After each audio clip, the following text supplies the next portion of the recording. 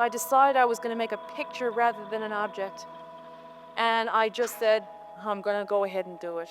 Because I thought paintings were more interesting than objects. Not always, but they were to me at that moment.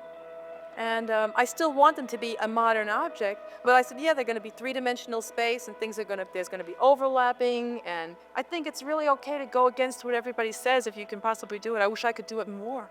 I'd love to if I could figure out how.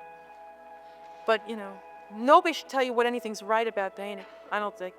All it has to do is be interesting. Who's Martha? She's the city. I think that's who I've come to know her to be, and the city is all-encompassing, and it's as interior as it is exterior. She was fascinated with her environment, and she was fascinated with people. This is her loft on the Bowery, where she set up shop back in 1969. That would be the continuous space for almost 60 years, which is where we are right now at 268 Bowery. One is, as a woman now, that's any woman you talk to, I think, will say that they're very, it was a big deal that the culture has changed, the society has changed the way it has, so that you can live alone and work alone and do what you want to do. It's a big deal.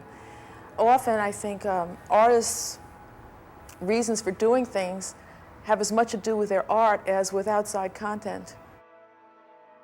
She loved being a part of the community that she developed here over the last many, many, many decades. She has friends who became family just up the block, friends in the East Village. She was really positioned in a place and rooted herself in a way that it was her home, and the people who were around her became a part of her home. She was born and raised in New York. She's a city kid. When you're a young child, a city is very big. And when she came back to the poetry scene in New York in the late 60s and into the 70s, there was a level of being so well-read and so embedded in a critical community that I think it was the perfect place to challenge her mind and to challenge her approach to what would become a body of work that has remained and will continue to be more and more fresh as we look at it now and into the future. Your life is defined in time. The way I relate to it is by thinking of infinity more. Religion connects with that, history, thinking about art in other times, using shapes that have been significant to people for thousands of years. The idea didn't change radically for a long time, and how it was done was significant. And I think that that's what's most interesting about people's work, is how it was done.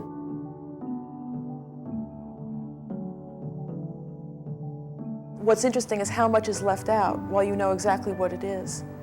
And I think people are interested in what's left out, and I think painters are interested in how you left it out. I used extremely big brushes and used extremely few marks, which was a trip to do.